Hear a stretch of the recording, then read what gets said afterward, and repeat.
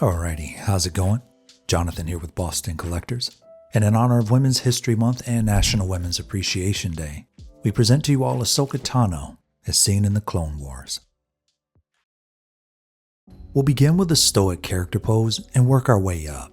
Chances are this is something you'd like to have if you aren't one to pose her arms much. Ahsoka's stances found throughout the show oftentimes showcase her using her hips. To start, we'll need to distribute her weight by adjusting the hip articulation. From there, we'll bring her left leg back just a bit and balance her pose by articulating her ankles. Next, bend the upper part of her body toward the extended leg, and then we can go ahead and add a subtle twist. So far so good, but now we'll need to execute the direction we'd like her to face. In this case, it's the direction of her extended leg. First, remove her leiku and adjust her portrait pointing toward the right. Next, point her leiku straight out, and now we can apply it back to the portrait. This will help us understand just how far we can turn and tilt her portrait before it's hindered. After finding out our limitations, now we can adjust her eyes and leiku. She's still a bit stiff, so we'll need to adjust her back so it isn't so straight. The articulation will come from her chest and legs combined, because she isn't articulated in the midsection. The previous tweaks are fine, we'll just have to adjust accordingly. From there, a subtle bend in her elbow will bring the rest of the pose to life without harming the silicone arms. And articulate both shoulders towards the back for a better look. Finally, it's cleaning up the pose by adjusting her armor pieces and her hands for a relaxed appearance. Top down, you'll get a better idea of what we've done so far.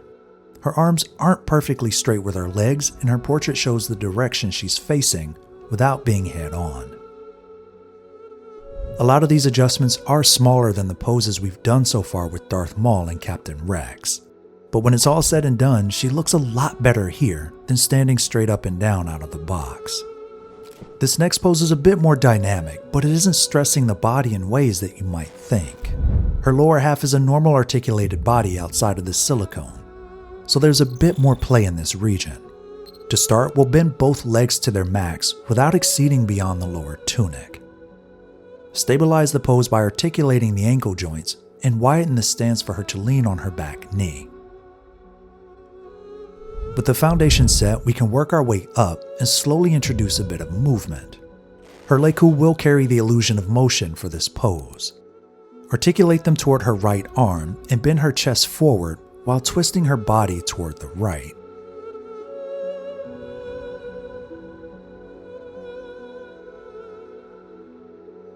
The heavy lifting of motion is done, but we need to follow up with the action she's conveying. The only difference between posing her arms here versus the last pose is you're raising them up and twisting her hands. We'll need to widen her right arm a bit to convey ending an action and beginning a new one off to the left by force pushing. This is also the reason for introducing motion in her leiku the way we did earlier. From here, it's adjusting the armor pieces and refining the pose to fit your display. You can go without her lightsaber effects, but if you have the space, she can certainly use them. Due to the protrusion in her back leg, I'd suggest taking advantage of displaying her where it's out of sight as seen here. And that's pose number 2. Without pushing the limits of her arms, you can get this pose set up in your display without worry. As for the final look, we have a walking pose. This could look better with a stand, but if you don't want it, we can make it work without it. We'll begin with the foundation of the pose being her legs. Articulate the hip joints by bringing her left leg back and her right leg forward. Now we'll bring them together slightly. Next, we'll need to flatten her feet against the surface and continue distributing her weight by dipping her hips.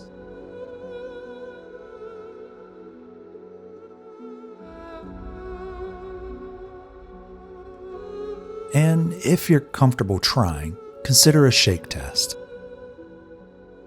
With a foundation to build upon, we can now work our way up to posing her arms and her upper body. With the same amount of arm bend from the earlier pose, you're simply bringing her right arm up and behind her. Add a subtle shift in her upper body to tie in her motion and bring her left arm forward. Now we can lean her chest forward to direct her walk. For the finishing touch, we'll use her leiku to convey motion as we did in an earlier pose, and adjust her portrait ever so slightly.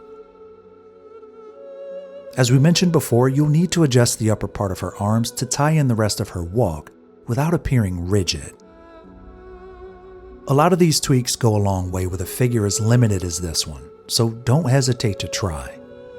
After doing so, some of your adjustments might throw off other sections of the pose due to her form-fitting suit. But when it all comes together, your hard work will pay off, and you have a new pose ready to go for your collection.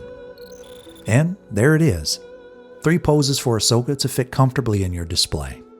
We tried multiple poses with pushing her arms to their limits, but her portrait design didn't lend itself well to them at all for me.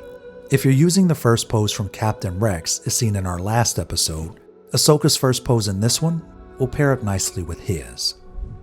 Hopefully this video inspired you all to consider posing her and alleviate any fear in adjusting her arms.